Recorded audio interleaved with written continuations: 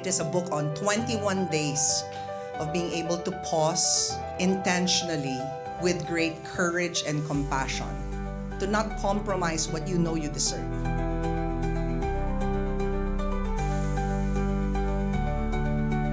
Welcome everyone to Moment with Coach Pia. Tapos na ang part 1.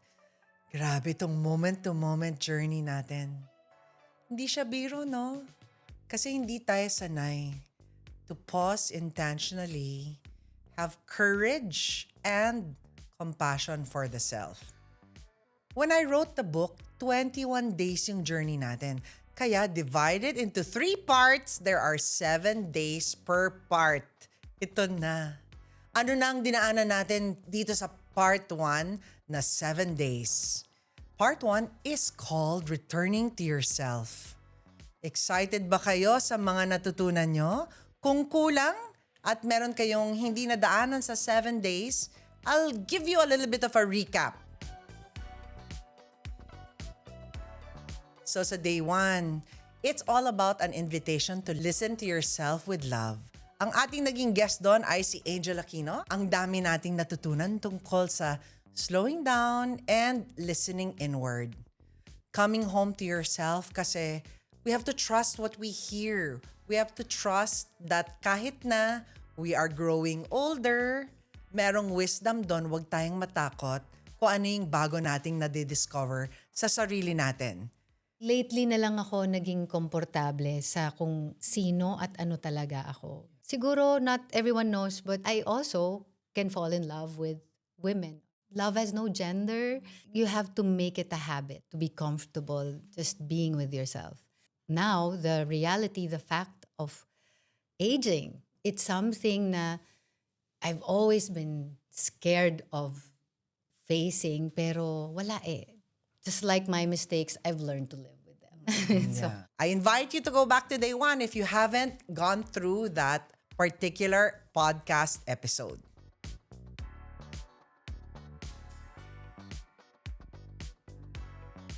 Sa day 2 naman, it was KD Estrada. You cannot give what you do not have. KD talked about the pressure and individualization na kailangan mangyari sa kanya dito sa kanyang life stage kasi in your 20s, ibang hinaharap natin.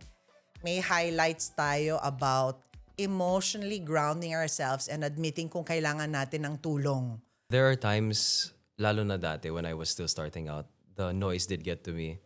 Yung mga bashings, comments, lalo na nun sa PBB, like the comments about my mental health, my mental state. But I just told myself na comments are just, like, they're not real.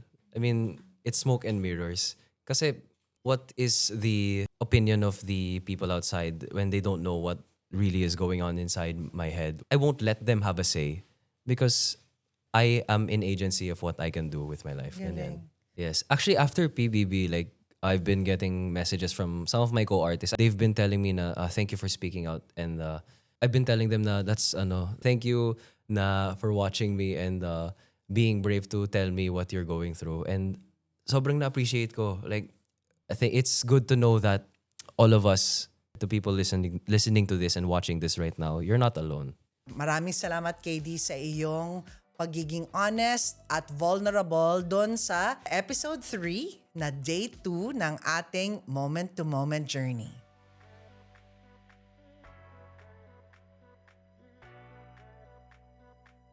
Day 3 naman! Maraming salamat, Miles. Ang saya-saya mo talaga kasama kahit na malalim ang ating pinag-usapan.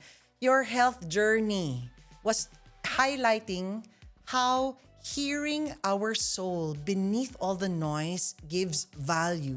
Ang mahalaga dito is we are authentic kung ano yung kailangan nating pahinga for us to take a step back. Hindi po ako proud dito, pero may sakit po ako na hindi po ako pala reply. Siguro every time nakakatanggap ako ng text, minsan alam niyo po yung feeling na na-overwhelm ka.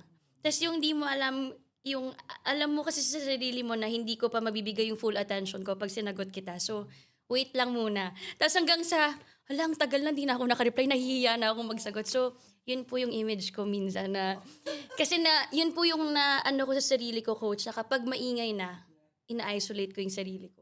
Kaya nga ang sabi ni Miles, di ba, minsan hindi siya pala reply. At minsan, aminin mo na yun, di ba, kahit hindi ka pala reply, okay lang yun na hindi ka pala reply kasi mahalaga, we protect our energy.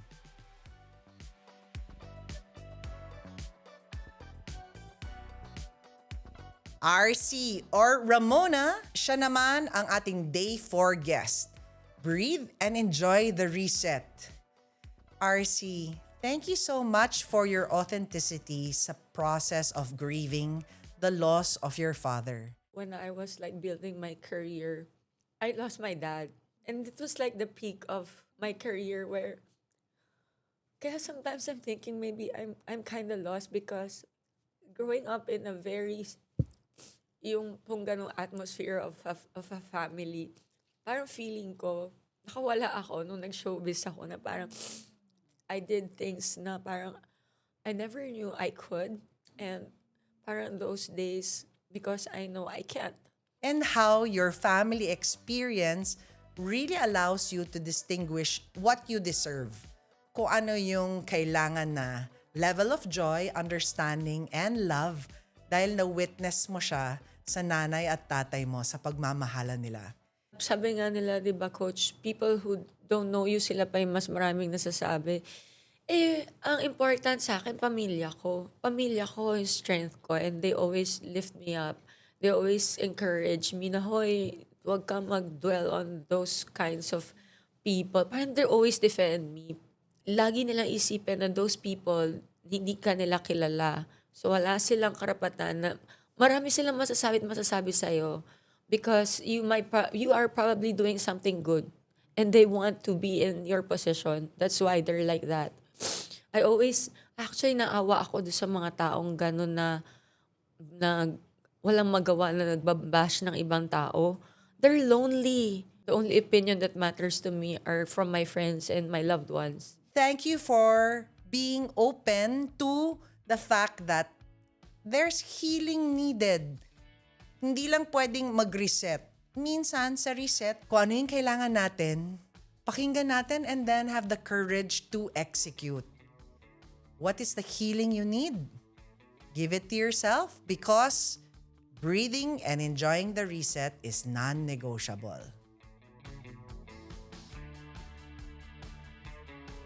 Day 5, which talks about the moment of pause that changed my life. Ito na, Judy Ann Santos Agoncillo, the Queen. Siya ang naging inspirasyon natin na ituloy itong podcast. Whatever it is that you learn from pausing, kailangan ma-anchor tayo doon. Sa example ni Juday, yung pause niya para lalo siyang maging present as a mom, as a wife, as a daughter. Yung presence niya doon sa pamilya, hindi mako-compromise. As a wife, nandun yung you listen, you be present. Sa mga anak ko, ang moment of pause ko for them, it's not just about spending time with them. It's actually supporting them. Remember, in that episode, pinag-usapan natin yung intentional living. And pakinggan kung ano yung kailangan mo gawin para sa sarili mo kasi mawala man ng ibang tao, meron kang confidence that when you hear yourself, you believe it, and you're able to make the decisions that are good for you. Hindi yun mangyayari kung hindi ka mag-pause. Coach, hindi ko napansin, 2 araw akong tulog. Tapos may isang mahabang pause ako na nagawa nung araw na nagising ako na parang pagod na pala ako. And then I realized na, sa laban na to, wala akong kasama. Pag wala ka palang kikitain, ikaw lang mag-isa. But you'll still have your family. Pag may kinikita ka, biglang ang dami mo kasama. So that was my moment of pause at that time na, okay. It's time that I take control of my decisions, my life, my worth, what I want to do, what projects I want to take, how I will reinvent myself. Nice.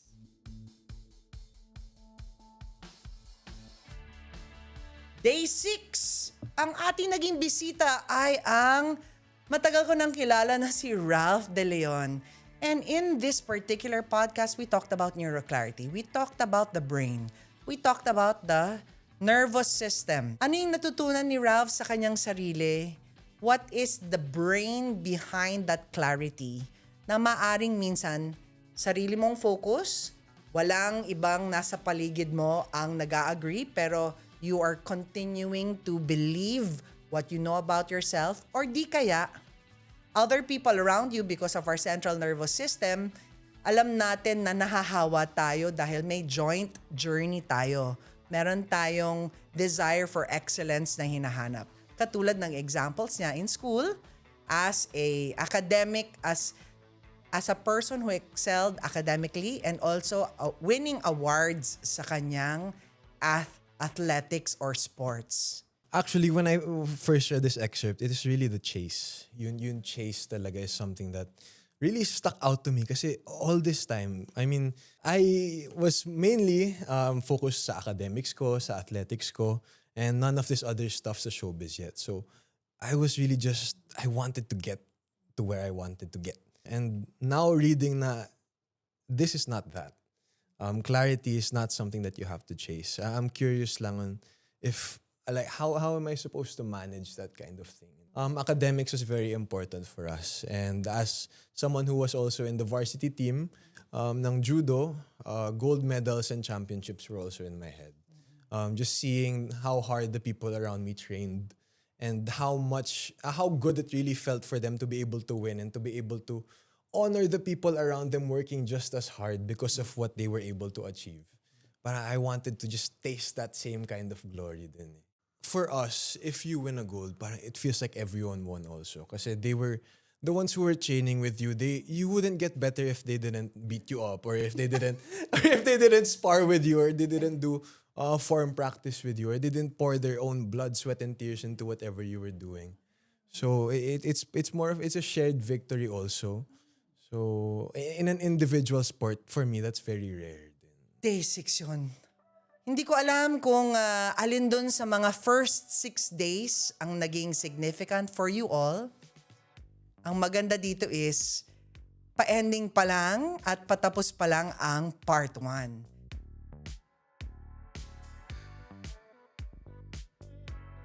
Day 7 is all about understanding where in the 4 distinct moments of clarity you currently need to still invest time and energy on. Ano doon sa 4 na moments na yon? Is it for your physical clarity, psychological clarity, social clarity, or spiritual clarity? I really take the time to be silent. And I'm a very loud person.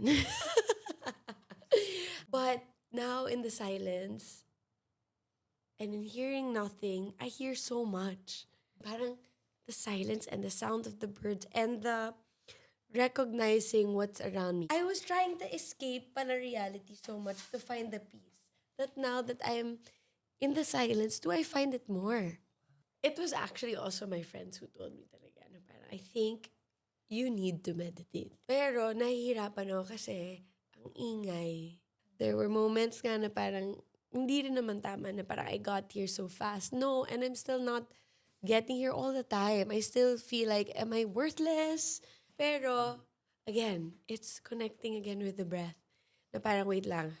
Before I even think about what other people are going to think about the actions and what I'm going to judge myself about, take this silent moment to think about nothing.